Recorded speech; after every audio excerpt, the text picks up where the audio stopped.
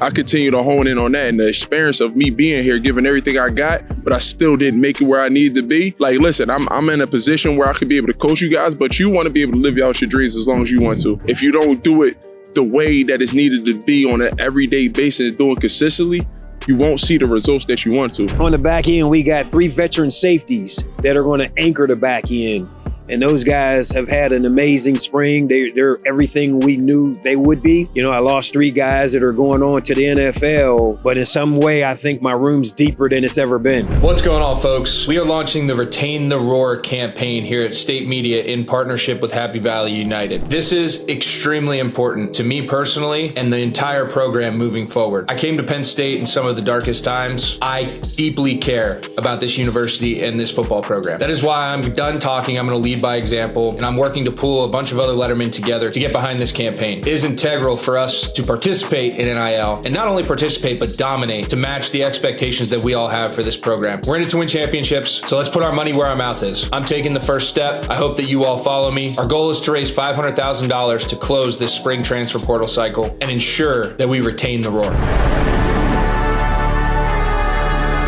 College football tees, college basketball tees, whatever you need, Mercury has you covered with the best merch out there. We're talking about high quality clothing, inexpensive, and the best part is I have a 15% discount for everybody who goes and gets some right now. Use the code below, hit the link in the description, and go get your merch now. Use the code to get 15% off. What are you waiting on? Go do it. How we doing, guys? We're continue to kick off the Lettermen's Media Day. I'm Jason Cabinda, former linebacker. I'm here with B. Bell. We're interviewing some of the vital faces of our program and who brings our success here. We're here with our D-line coach, Deion Barnes, and our DB coach, Terry Smith. Man, appreciate you guys taking the time to be here. Yeah, appreciate you guys having us. As we were just talking about, NIL, basically a college free agency right now. You guys already are on the road doing all this recruiting, all of these things. How do you guys manage your time? How do you guys manage kind of the free market of NIL and free agency here in college? Well, I'll start off. The first thing and the priority to us is just recruiting our own locker room, making sure our guys are happy, making sure our guys are, not so much satisfied, but just making sure we have a roster that comes back. We feel like we have a good unit put together, and that's our priority, is to make sure the locker room stays intact. I say it's really the relationships and making sure the kids always being honest with everything, and anything that they're hearing or everything that they got a concern on, they got to make sure they voice it, because like you said, we got to make sure we got a really good roster. We want to make sure that stay intact. I can dig it. So tell me, you got Aliquippa and Erie Ave. How important is it to not only recruit the state that you guys come from, but to the institution that you both played for and really committed a part of your life to? Yeah, it's a priority. We're both Pennsylvania guys. We both grew up knowing what Penn State could do for you, while you're playing the game, while you're chasing your dream, and then life after, and you guys are testament to that. So, it's a priority that anytime there's talent in the state, that we make sure we keep that talent within our boundaries here. Coach Franklin's made it a priority, and, we're just trying to live up to that each day. And, hopefully we build a bigger border than we've ever built. I mean everything, especially coming from where we came from, me coming from Philly and knowing what it's like to be able to come up from that city, and as many kids that we can get up here to be able to show them what Penn State can do for them, not just what they can do for Penn State, what Penn State can do for them. It's beautiful, because leaving here, like Coach T just said, when you leave here, you understand how big of an impact you made on this community. Then also, what we can do as coaches, man, we reaching back and trying to make sure we find every guy that we can in the state, and specifically in our cities, to be able to make sure it's successful as possible. And we got a debt we owe these areas and where we came from, this opportunity to be able to have them come up here and be successful. Now, when you're recruiting guys, outside of talent, obviously speed, strength, all that, D-line, cornerbacks, DBs, what makes a recruit a Penn State guy, whether a transfer portal or, a high school kid?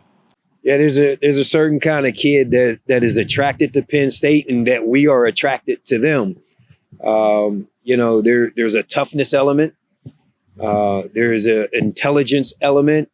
There's work ethic. When you come to our practices, we don't have to push guys or nudge guys to go out there and work hard and rep the drills and rep the techniques and fundamentals or go in the weight room. That's not our problem here, because the certain dynamic or DNA that those people bring, that's already ingrained in them. We also look for, guys that, have a certain element to success that they're chasing. And, we all want to go to the NFL, but we all just want to be successful. And for us, we're not just, it's the word student athlete. When you come to Penn State, academics have to play a part in it. And so, it just narrows the funnel of the guys that we're trying to chase.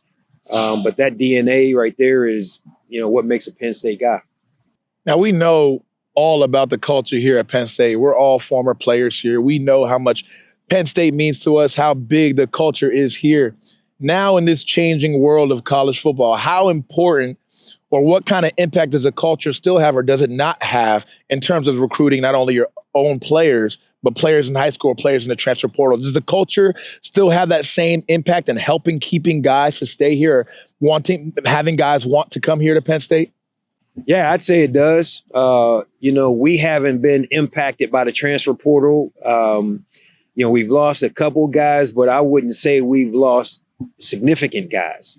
And then this market of free agency is what it is. We've been able to maintain and sustain. So I think, under Coach Franklin's guidance, I think he has a great plan for us. I think he has a great vision for how he sees the program playing out. And I think our guys are buying into that, and we don't have a blank check here like some universities. You got to love the culture. You got to love this university. You got to love Penn State.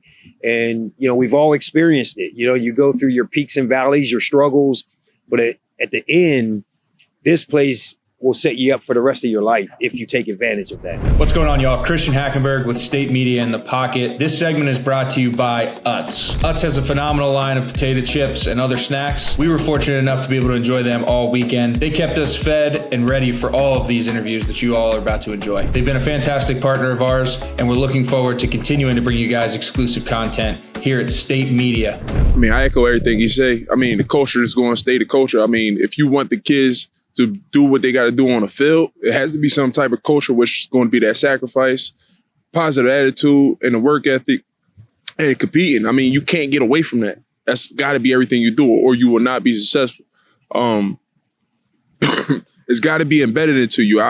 For me specifically as a defensive line coach, I can't have a guy half-step. That could be the difference between a sack, a pressure, or a tackle for loss, or an impact play. We trying to impact the play. We're not coaching guys just to be in the gaps, be in the right gaps. We're trying to get impact players that can make a difference. So in order to do that, you got to be able to believe in all the culture, the four things that we believe in our culture. So yes, that's going to be the number one thing without a doubt. And I'll say, we talk about the players and this culture of college football changing around, but also, the coaches have to, have some consistency, as we know. What does Coach Franklin kind of do to keep, the team as far as the coaches together on the same page, ultimately being on the same page with these players that are, ever changing? Yeah, we staff meet every day. We start every morning with a staff meeting.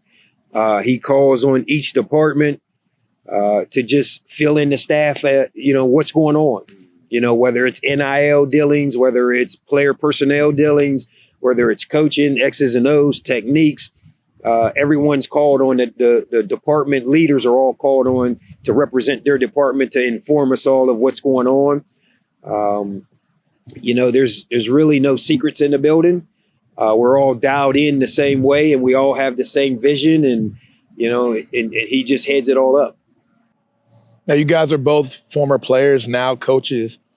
How do you feel like your experience as a player has helped you guys to coach? Obviously, now you coach Odafe, Micah, Adiza, Isaac. You're putting guys in the league. Coach Terry, you've consistently put DBs in the league over the years. How does your experience as players help you guys as coaches, kind of separate you as better coaches than the rest? I kind of go to I ain't gonna say the negative, but I go to what did I do wrong to not be still playing in the NFL? What did I do to not get where I needed to be? So I always point those things out like, hey, listen, I'm gonna tell you all the good things and all, but y'all need to understand these is the things that need to take you to that next level, because guys with talent, they give everything they got, they'll be successful no matter what and what they do. So I continue to hone in on that, and the experience of me being here, giving everything I got, but I still didn't make it where I needed to be. That's something I could be able to, hey, listen, you don't want to be like, listen, I'm in a position where I could be able to coach you guys, but you want to be able to live out your dreams as long as you want to on your own terms. And I always would give that type of advice. And I think that makes me a better coach as well, by having them understand that, listen, if you don't do it the way that it's needed to be on an everyday basis, doing consistently, you won't see the results that you want to. You got to be the same person, do the same things on an everyday basis, because in actuality, that will, if you are talented enough, you will get to where you need to be.